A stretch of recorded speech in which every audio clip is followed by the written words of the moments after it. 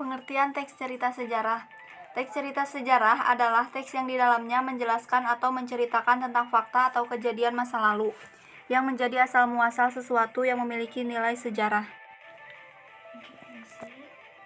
Struktur teks cerita sejarah: 1. Orientasi, 2. Urutan peristiwa, 3. Reorientasi. Ciri-ciri teks cerita sejarah: cerita disajikan secara kronologis, berisi fakta-fakta, menggunakan konjungsi temporal atau kata sambung waktu. Fungsi teks cerita sejarah: yang pertama rekreatif, yang kedua inspiratif, yang ketiga instruktif, yang keempat edukatif.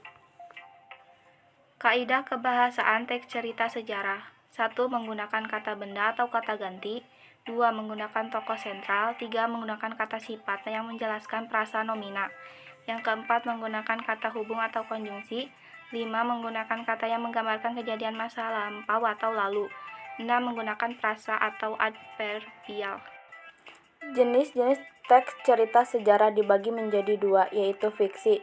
Contoh fiksi verbal dan non-fiksi. Contoh non-fiksi: riwayat hidup dan biografi. Contoh teks cerita sejarah diantaranya Candi Borobudur, Jenderal Sudirman, Suling Bambu, R.A. Kartini, dan Kemerdekaan Republik Indonesia.